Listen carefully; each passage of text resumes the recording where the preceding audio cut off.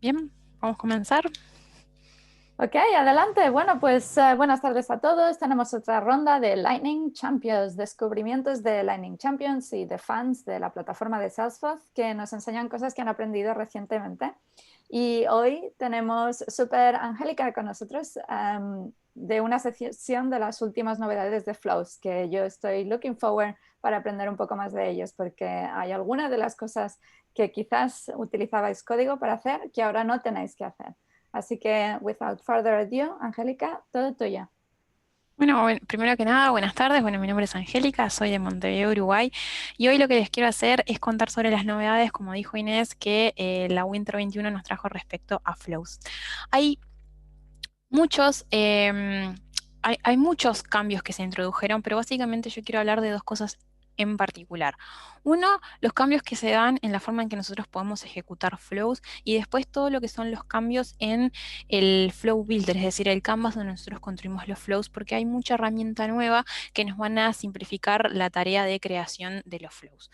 Y después les voy a dejar algunos recursos recomendados que básicamente son los links a Trailhead de dos trails que hablan mucho sobre flows para aquellos que no se están comenzando y quieran conocer más de lo que es la herramienta.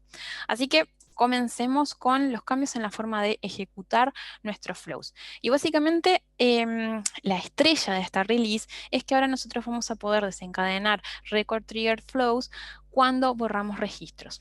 Esto era algo que antes no podíamos hacer y creo, esto es algo muy personal, que era una de las condiciones que hacían que nosotros optáramos por utilizar código Apex en vez de utilizar flows a la hora de implementar cierto y determinado tipo de requerimientos. Ejemplos de cosas que antes requerían el uso de Apex. Por ejemplo, es muy común que cuando tenemos objetos relacionados a través de lookups, nosotros queramos implementar o replicar la funcionalidad de rollup summary fields. En esos casos, básicamente lo que nosotros antes de esta release teníamos que hacer era escribir triggers que monitoreaban cuando los registros hijos eran insertados, actualizados, borrados. Incluso podríamos preguntarnos por qué pasa cuando recuperábamos esos registros de la base de la papelera de reciclaje, es decir, estábamos frente a un undelete. En esos casos, siempre lo que hacíamos era escribíamos triggers que monitorearan cada una de esas operaciones y en consecuencia hacíamos el cálculo para imitar nuestro rollup summary field. Bien, eso hoy con la nueva release y con los cambios que se introdujeron a los flows, vamos a ser capaces de implementarlo no en su totalidad, pero casi que en un porcentaje muy alto, todo con procesos declarativos. ¿Y por qué no podemos reemplazar esos triggers que le comentaba antes 100% en forma declarativa? Porque al día de la fecha tenemos una desventaja o limitación. Cuando nosotros recuperamos elementos borrados de nuestra papelera de reciclaje, es decir, estamos haciendo una operación de undelete, que es como se le llama, los triggers, los flows no se ejecutan. Entonces, si en nuestros casos de uso, nuestras reglas de negocio requiere que, por ejemplo, recalculemos un rollup summary field o deshagamos cierta acción que hicimos en el delete cuando recuperamos los elementos borrados, eso hoy todavía lo vamos a tener que hacer con Apex. Bien, si ustedes se preguntan de qué forma, em, si ustedes se preguntan de qué forma creamos un flow de este tipo, es muy fácil. Creamos un nuevo flow, tenemos que seleccionar el tipo Record Trigger Flow, Next, esto se los cuento en un ratito, y después en nuestra Shape Start lo que tenemos que hacer es editar los criterios de ejecución del trigger y vamos a ver que tenemos una nueva opción que dice cuando nuestro registro se borra. Cuando seleccionamos eso, vemos que dos cosas. Primero, un warning que nos dice que en el undelete el flow no se va a ejecutar. Y lo segundo, que este registro se corre en la fase del before, que ahora les comento bien cuál es la diferencia entre before y after. ¿Ok? Yo tengo un proceso un poco más adelantado. Tengo un caso de uso en el que yo quiero contar la cantidad de contacts que tiene mi cuenta. Entonces me armé un proceso que, bueno, en el start les muestro lo mismo que les comenté hoy, seleccioné que se ejecute cuando el registro se borra. Después en las condiciones y en el objeto voy a operar sobre el objeto contact. Pude especificar condiciones. Esto no es algo que se haya agregado en Winter 21, sino que creo que se agregó en Summer o en Spring 20, pero es muy útil porque me permite definir condiciones a la hora de determinar qué registro ingresa o activa o ejecuta el flow. En este caso, como yo quiero contar los contacts que tiene un account, me voy a asegurar que ese contact tenga una cuenta populada, por eso verifico que su account ID no sea nulo. Y después, acá hago toda la lógica, que básicamente lo que hago es recupero la cantidad de contactos que tiene la cuenta y después voy a decrementar en 1 esa cantidad porque lo que estoy haciendo es borrar. Yo tenía una versión anterior de mi flujo que era muchísimo más sencilla que la que terminé teniendo. Permítanme las que se las muestre porque me parece que es interesante el por qué tuve que hacer este cambio. Como ven, mi versión inicial era muy fácil, muy sencilla. Únicamente lo que hacía era declaraba una variable de tipo número, donde la inicializaba con la cantidad de contactos que la cuenta tenía. Y después simplemente le restaba en 1 porque de vuelta estoy borrando un contacto, por lo tanto tengo que restar.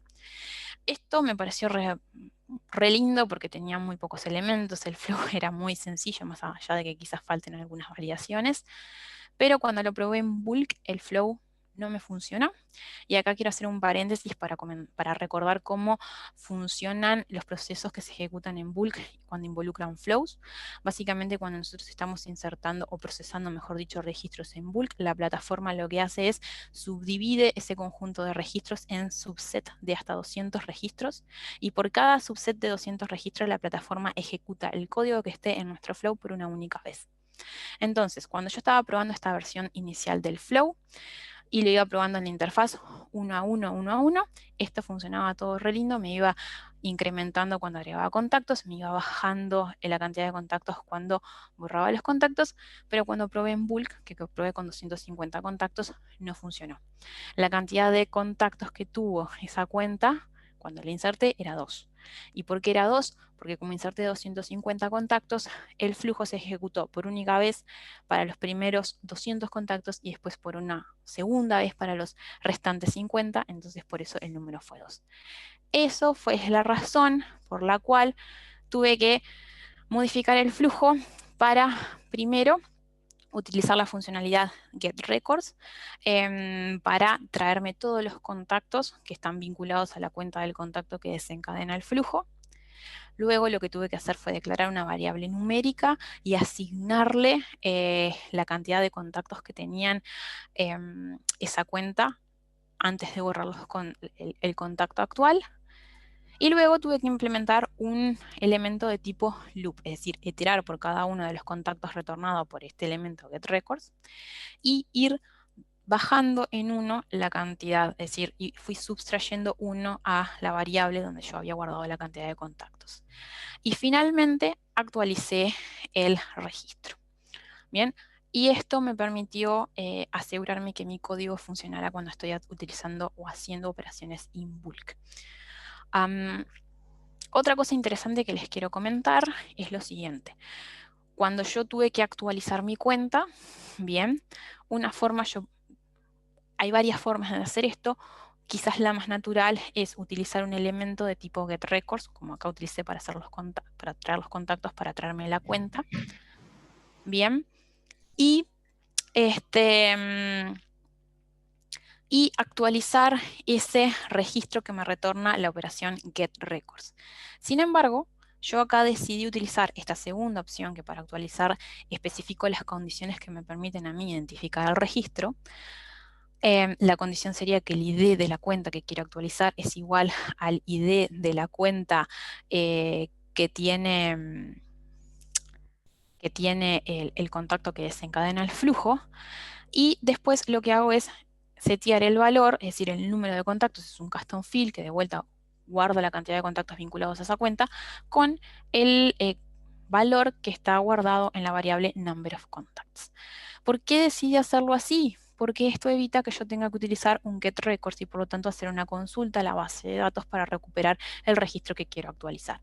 Y consultas a la base de datos, DMLs hechas sobre la base de datos, son operaciones costosas, ¿tá? Que en la medida que yo pueda evitar hacerlas cuando no son estrictamente necesarios, aumentan la performance de mi, performance de mi proceso. Bien, entonces esto es como luce un flujo que se ejecuta cuando se borra un registro. En realidad funciona o en principio tiene el mismo aspecto que cualquier otro flujo, lo único que tenemos que tener. Perdona, Angélica, te he dado al mute sin querer. Estaba intentando darle a mute a... Oh, perdón. Sorry. Bien. Les estaba diciendo que los flujos, cuando se ejecutan en el delete de un registro, lucen exactamente iguales que cualquier otro flujo. La única condición es que cuando especificamos la operación en la forma inicializar, tiene que ser cuando un record es borrado. Bien. Repito, esto es sumamente interesante porque nos ahorra muchísimo tiempo de desarrollo. Bien. Y podemos hacer los procesos declarativos. Bien, eso es uno de los cambios que se introdujeron. Después, otros cambios que se introducen en la forma en cómo ejecutamos nuestros flows van un poco relacionados con lo que son mejoras a nivel de performance. Y acá quiero hacer una salvedad.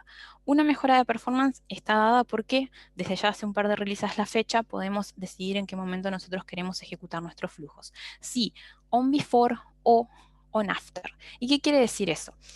On before vamos a estar ejecutando flujos cuando básicamente lo que nosotros queremos hacer es modificar valores en los campos que están asociados al registro que desencadena la ejecución del flow.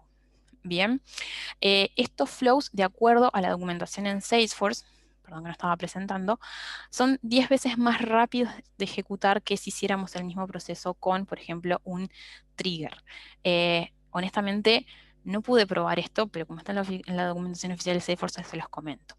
Lo que sí pude probar es que de hecho son mucho más fáciles de implementar que procesos ejecutados en el after. ¿Por qué? Porque si yo quiero acceder a información del registro que desencadena el flow, tengo una variable global que se llama pesos record que contiene toda la información de los campos. Y que incluso, y esto es otra de los cambios que se introducen en la release de Winter 21 para los auto launch flows, esta variable me va a permitir acceder a mí a objetos relacionados. Por ejemplo, en el caso anterior que estábamos viendo, desde el contacto yo puedo acceder a los valores de los campos del account relacionada y no necesito hacer un get record.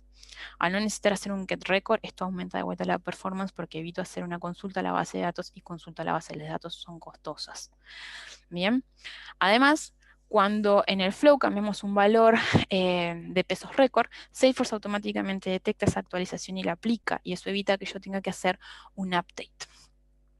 Entonces, por el contrario, cuando yo quiero trabajar con procesos que se ejecutan en el after, básicamente es para implementar cualquier tipo de caso de uso donde yo no tengo que actualizar el registro que desencadena el flow, sino que tengo que o bien actualizar o insertar child records, o por ejemplo quiera mandar un mail o una notificación, o por ejemplo quiera aplicar una regla de negocio. Supónganse que quiero borrar un registro y para borrarlo tenga que asegurarme de cambiar el estado a registros relacionados. Lo puedo hacer. O como estamos haciendo en el ejemplo que les mostré antes, si quiero contar la cantidad de contactos que tiene un account, cuando inserto o cuando borro un contacto, actualizo el account relacionado. Bien, entonces, saber en qué fase ejecutar mi trigger me permite a mí, mi flujo permite optimizar la ejecución del flujo. Otro cambio que está muy pero muy bueno porque de vuelta emula funcionalidad que yo ya podía hacer con triggers en Apex es lo siguiente. Decidir que mi flujo se ejecute únicamente cuando los registros cumplen con determinadas condiciones. Y este feature es válido para flujos que se ejecuten cuando o bien actualizo un registro o inserto o actualizo un registro. Son estas dos opciones aquí. Cuando yo marco cualquiera de estas dos opciones y voy a la configuración del objeto y de las condiciones que desencadenan mi flujo, lo que va a pasar es que voy a ver que al final de ese screen tengo dos opciones. Es que mi flujo se ejecute cada vez que el registro es actualizado y cumple con los criterios de entrada del flow, o que mi flujo se ejecute únicamente cuando el registro es actualizado para que cumpla con las condiciones que ejecutan el flow. Repito, esto es algo que con Apex ya podíamos hacer, porque por ejemplo, cuando estamos trabajando en triggers en update, podemos manipular las variables globales que son trigger.new, trigger.newMap o trigger.old y oldMap, que nos dan la lista con los registros que tienen los valores actualizados y la lista o el mapa con los valores que tienen esos registros previo a la actualización, y en base a eso podemos hacer comparaciones para determinar si el registro fue modificado en el momento de ejecución del trigger o si ya tenía esos cambios previo a la ejecución del trigger, y en base a eso decimos, bueno, ejecutamos el código o no lo ejecutamos. Entonces, lo mismo podemos hacer ahora con estas dos opciones. ¿Y por qué esto mejora la performance? Porque imagínense en un escenario donde yo quiero notificarle al account owner cada vez que se crea un contacto que está marcado como contacto primario en esa cuenta. Eso, quiero mandar un mail al account owner y quiero que se mande un único mail cuando creo un contacto que es primario. O cuando actualizo el contacto por primera vez para que sea primario. Entonces, si yo uso esta segunda opción que veo acá, solo cuando el registro está actualizado para cumplir con los criterios, yo me aseguro que mi flujo se va a ejecutar por una única vez cuando mi contacto es actualizado a que sea primario o se inserta con el valor primario. En cambio, si yo selecciono la otra opción, mi flujo se va a ejecutar siempre, por lo tanto el account owner va a estar siempre recibiendo un mensaje cada vez que por ejemplo, el contacto se actualiza, aun cuando las actualizaciones que esté haciendo sobre ese contacto no tengan nada que ver con el criterio de entrada de mi flujo, que en este caso de vuelta es marcar si el contacto es primario o no. Entonces, hacer que mis procesos únicamente se ejecuten cuando yo deseo, cuando es estrictamente necesario, aumenta la performance porque me aseguro de implementar mis requerimientos en forma correcta y evito hacer operaciones que quizás nadie note, porque quizás estoy actualizando el valor de un field una y otra vez, pero estoy haciendo operaciones sobre la base de datos que son innecesarias. Esto puedo estar haciendo consultas sobre la base de datos que son innecesarias. Y repito, consultas o operaciones sobre base de datos son procesos costosos que solamente los queremos hacer cuando sea necesario. Bien, y esos son los dos cambios más grandes que existen respecto a cómo ejecutar nuestros procesos. Y ahora continuamos con la otra sección, que son los cambios que se dan en el Flow Builder. Hay cambios en cuanto a la depuración de los procesos. Hay uno que está muy bueno para hacer lo que es resolución de incidencias de errores que ocurren cuando se ejecutan los flows, sobre todo cuando tenemos un flow en un ambiente de producción y distintos tipos de usuarios lo tratan de ejecutar. Uno es el poder depurar los flows en nombre de otro usuario, es decir, es como hacer un login as fulanito de tal y poder ejecutar ese flow como esa persona, sin necesidad justamente de impersonar a esa persona, sino que lo puedo hacer desde el builder. Dos cosas sobre esto. Para poder utilizar esta feature tenemos que habilitar una opción en nuestros process settings que es Let Admins Debug Flows as Other Users. Si no lo tienen prendido, no lo van a ver la opción esta en su flujo, pero va a estar desactivada. ¿Ok? Y después, esta opción no se puede usar con Record Trigger Flows, porque para poder debuguear este tipo de triggers, ustedes lo que tienen que hacer es básicamente insertar un registro o actualizar un registro. No hay forma de ejecutarlo desde el canvas. Pero básicamente lo que ustedes hacen para cualquier otro tipo de flow es ir a la opción de debug. Después van a ver que está esta opción nueva acá, que es Run Flow as Another User. La marcan y eso les habilita esta cajita de texto donde ustedes ingresan el nombre de la persona. De vuelta, ¿qué cosas buenas tiene esto? Que ustedes de vuelta, para poder probar este flujo, no tienen que loguearse como esa persona, ya sea impersonándola o porque tienen las credenciales de esa persona, que no es algo que se recomienda hacer por motivos de seguridad. Y además ustedes pueden ejecutar el flow en rollback mode, entonces todas las acciones que hacen se hace el rollback, entonces no impactan datos o cambian cosas en la base de datos. Entonces esto está muy bueno, sobre todo para lo que es resolución de incidencias del tipo, más que nada cuando vinculadas a errores en los profiles, porque la persona no tiene acceso a los registros, o errores de seguridad, etcétera. Bien, así que muy bueno para resolver problemas. Otra función de depuración, que esta está en beta, pero que también es buena, es para los procesos que son de tipo auto-launch. Ahora les vamos a poder debuguear desde el canvas, es decir, estamos en el canvas, en nuestro flow builder, y podemos probar nuestros procesos sin necesidad de vuelta tener que replicar o ejecutar el proceso en un contexto, digamos, real. ¿Qué Otras filtros? mejoras. Perdón. Sigue. Ok, bien. Otra de las cosas, perdón, que está muy buena es la posibilidad de autoposicionar elementos cuando están construyendo los flows. Esto se los muestro en forma rápida. Cuando nosotros estamos creando ahora un nuevo flow, vamos a ver que lo primero que, después de seleccionar el tipo de flow que queremos trabajar, nos va a preguntar de qué forma queremos construirlo.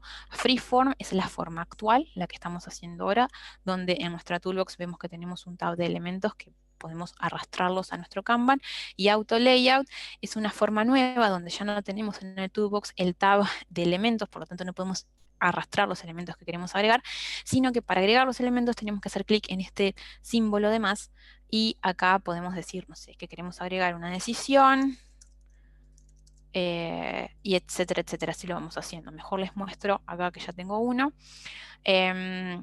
Lo bueno es que cuando ustedes agregan elementos, la plataforma automáticamente se los posiciona y se los alinea.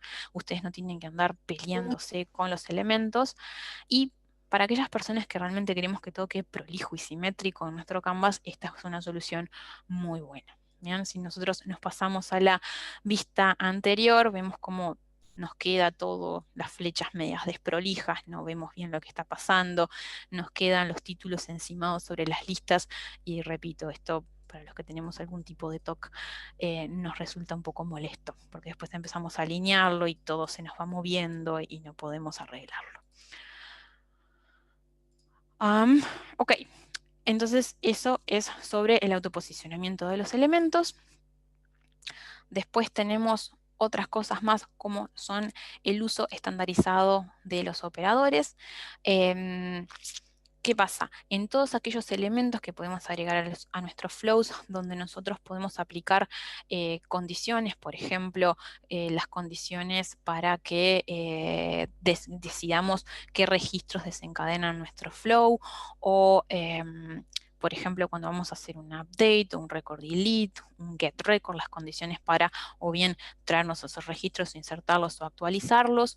Nosotros ahora podemos poner múltiples condiciones y decidir de qué forma queremos que esas condiciones se apliquen, es decir, si las condiciones se unen a través del operador AND o a través del operador OR, o si queremos hacer lógicas más complicadas o complejas, como por ejemplo pueden ser perdón, como puede ser acá, por ejemplo, que agreguemos otra condición y querramos decir, no sé, 1, por ejemplo, o 2.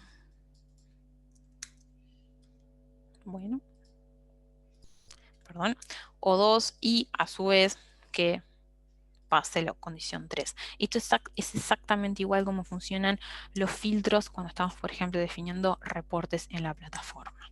Bien, esto ahora va a estar disponible en todos los lugares donde tengamos este tipo de condiciones, a saber, repito, get records, update records, insert records, decisiones o la forma start. Esto nos da mucha más flexibilidad a la hora justamente de poder hacer de aplicar lógica en nuestros procesos. Bien, otra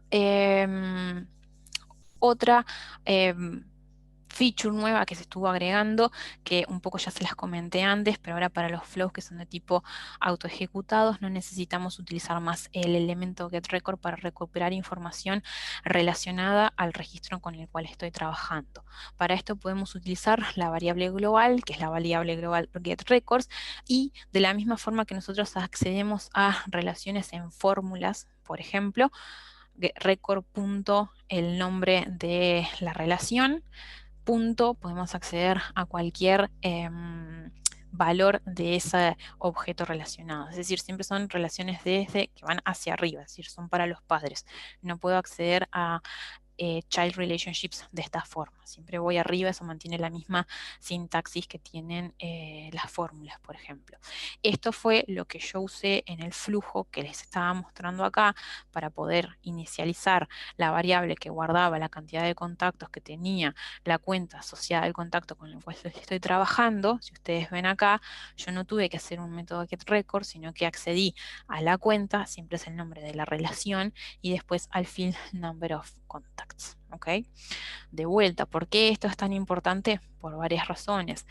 No tenemos que utilizar el método getRecords, mejoramos la performance porque no tenemos que abrir una tabla para consultar el registro y recuperarlo, y además porque también nuestros flujos cada vez van quedando más limpios en el sentido de que tenemos menos elementos y los elementos que están en nuestro Kanban son los que realmente hacen a la lógica de nuestro flujo. Bien. Otra cosa que está muy bueno es el uso de variables globales dentro de un flow. Como sabemos, tenemos muchas variables globales que nos dan información, por ejemplo, de la organización, del usuario, del flow, y hay muchas otras más. Antes únicamente las podíamos utilizar en las fórmulas, ahora se pueden utilizar en cualquier lugar siempre y cuando se soporten utilizar variables. Por ejemplo, acá tengo un flow que es un screen flow, bien, que tiene una pantalla y en la pantalla yo estoy mostrando el nombre del usuario accediendo a la variable global pesos user. De vuelta, si ustedes tipean pesos, van a ver toda la que tienen una gran cantidad de variables. Usuario, les da información del profile, de la organización donde están ejecutando el flow, pueden acceder a custom labels, pueden acceder a distintas variables del flow, como creo que es fecha de ejecución, entre otras, todas no las recuerdo de memoria. Pero esto puede hacer que nosotros podamos construir flujos mucho más ricos. Más que nada, sobre todo cuando estamos interactuando con el usuario, podemos acceder a información también, por ejemplo, para hacer validaciones en nuestra lógica. Cosas que a veces parecen muy sencillas, pero cuando queríamos mostrar el nombre del usuario logueado, teníamos que hacer muchas consultas, por ejemplo, para poder hacer y teníamos que dar muchas vueltas y ahora simplemente accedemos a esa información. Así que esto puede parecer trivial, pero a la larga nos simplifica y de vuelta reduce la complejidad del flujo para que nuestro flujo se concentre en las cosas que realmente queremos hacer. Después está este otro cambio que está muy bueno, que son los permisos en Schedule Flows. Esto lo que me va a permitir es que cuando yo tengo flows que se tienen que agendar en determinado, para ejecutar una determinada frecuencia, como podría ser un equivalente a un schedule job, puedo definir que el flujo se ejecute en system context y por lo tanto el flujo va a ignorar los permisos en cuanto a objetos, field level security. Sí va a seguir manteniendo todo lo que es el tema de sharing, ya sea ORY, role hierarchies, sharing rules, manual sharing, teams y territorios.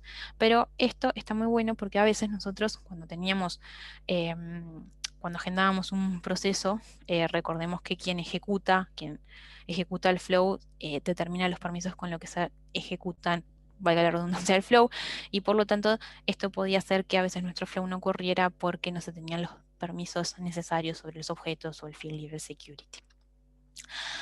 Les voy a ser sincera, esto, el help dice que esto está disponible para Enterprise, para Performance y para Unlimited Edition. Yo traté de probarlo en una Enterprise y no me funcionó. Así que les debo, estoy tratando de hacer follow-up para ver por qué, porque directamente no veo la opción que me permita ejecutarlo en System Context, así que esto se los debo. Espero tener una actualización pronto para compartir con ustedes en las redes. Y bueno, y estas son de vuelta de todo el conjunto de cambios que hay a Flows, que hay muchísimos más, son las que al menos a mí me impactan más en la vida diaria, cómo admin entonces por eso los quería compartir con ustedes. Recursos recomendados, hay 2 trails que están muy completos, que abarcan todo el espectro de lo que es la construcción de los flows, que son Build Flows with Flow Builder, y después Automate your Business Process with Lightning Flow. Son los dos para aquellos que quizás recién estén empezando o aquellos que quieran refrescar algún comentario, algún concepto, perdón. Y bueno, eso es lo que quería compartir con ustedes. No sé si tienen alguna consulta o pregunta que quieran hacer. Muchas gracias, Angélica. Has full packed información de mogollón de cosas, súper bien explicado. Yo creo que lo de Delete Records es fantástico porque roll-ups declarativos y cosas así te faltaba, ¿no? Poder mirarte cuando hacen delete. Y lo de pillar información del parent record, que sí, era un poco de tontería tener que hacer un get records para sacar más variables. Tenemos pregunta de Dan. Dan, ¿te quieres unmute rápido y preguntarlo por aquí? Sí, hola. La pregunta va enfocada sobre cómo es mejor probar en bulk a lo que Angélica decía que cuando probó en bulk su flow no le funcionó como esperaba, ¿no? ¿Cómo probaste en bulk? No estoy familiarizado en esta parte en flow. Bien. Acá tenemos que acordarnos que siempre que estemos trabajando en Salesforce, ya sea que estamos haciendo o workflow rules o procesos, Apex triggers o incluso flows, siempre tenemos que recordar probar en bulk. ¿Qué quiere decir probar en bulk? Bueno, si nuestro proceso va a insertar un registro o va a borrar un registro, bueno, pensar que en el ecosistema Salesforce esas operaciones se pueden hacer de a uno porque el usuario puede loguearse a Salesforce e internamente ir y crear un registro, o también tenemos muchas veces operaciones que se hacen en forma masiva. Eso quiere decir que utilizando herramientas, por ejemplo, Data Loader o Data Loader IO o el Import Wizard, o incluso utilizando la Developer Console para ejecutar un pedacito de código anónimo, nosotros podemos ejecutar operaciones DML, es decir, operaciones sobre la base de datos que impliquen, por ejemplo, la inserción o el borrado de más de un registro a la vez. Cuando yo estoy borrando o haciendo cualquier tipo de DML que implique más de un registro a la vez, yo ya estaría probando en bulk. Ahora, hay ciertas quisquillosidades de la plataforma, como por ejemplo lo que les comentaba hoy, que cuando estamos haciendo procesamiento en bulk, la plataforma por defecto divide el subconjunto de registros que tú estás tratando de manipular en subconjuntos de hasta 200 registros. Siempre nos conviene, utilizando cualquiera de las herramientas que te nombré, tratar de o insertar por lo menos 201 registros o modificar 201 registro, borrar 201 registro, etc. ¿Cómo lo probé yo? Se los puedo mostrar. Es una prueba, es una prueba muy sencilla, pero lo que hice fue,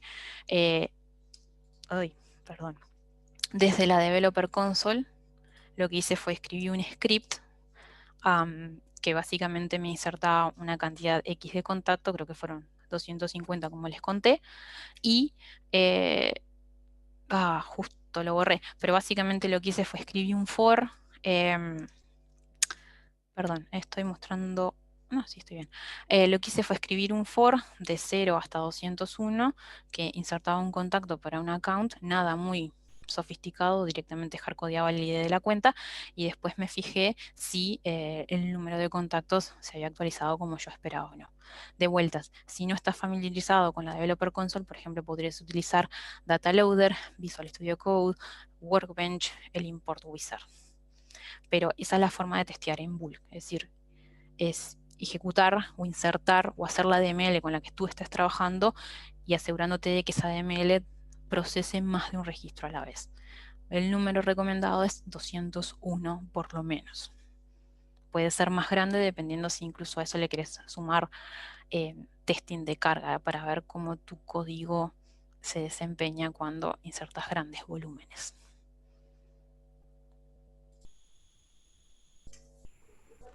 De acuerdo, muchas gracias. De nada. Ok, tenemos 3 minutos. Últimas posibilidades para pregunta. Dan, también decías algo de un account executive, no sé si era una broma del Zoom. No. Respecto a lo que decía Angélica, que no lo veía en la versión de Enterprise, Tienes que hablar con, si no lo ves disponible, tienes que hablar con tu account y te lo habilitan.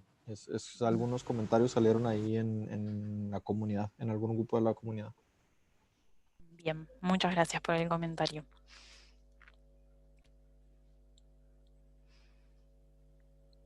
Pregunta, si fueras el Product Team, ¿qué harías para la siguiente release, si pudieras? ¿O qué les pedirías, Angélica? Yo creo que ahora les pediría que completaran las fases de eventos que desencadenan los flujos y que completen la fase del undelete, porque con el undelete es como ponerle el moño al paquete y ya con eso tenemos todas las herramientas para cuando queremos decidir implementar un requerimiento poder optar. Vamos a hacer una solución 100% declarativa o si tenemos que hacer código. Y de vuelta, esto no es declarativo versus código, sino es utilizar el tipo de herramientas que nos son más adecuadas para lo que nosotros queremos hacer. Si nosotros somos una empresa donde tenemos desarrolladores, puede ser que no sea así indistinto, pero si somos una empresa donde tenemos administradores y quizás no tenemos desarrolladores o los tenemos más tipo on demanda, bueno, me concentro realmente en hacer lo que yo quiero hacer, que es un proceso declarativo y no necesito un desarrollador. De vuelta, me concentro en lo que yo sé hacer y no tengo que andar pensando en extras. Entonces, eso estaría muy bueno, que terminen de completar, que terminen de, que continúen agregando esos pequeños detalles, como por ejemplo, acceder a la información relacionada sin necesidad de tener que hacer get records, porque son cosas muy chiquitas, pero a la larga tus procesos quedaban súper complicados porque tenías que hacer cosas que en realidad no hacían a la lógica de tu proceso. Entonces, todos esos pequeños improvements hacen que nos guste más adoptar esas herramientas declarativas. Genial, muchas gracias. Lo dejamos aquí, que Zoom se nos cierra de aquí pronto. Muchísimas gracias a todos por asistir y bueno, nos vemos a la siguiente, en 2 semanas.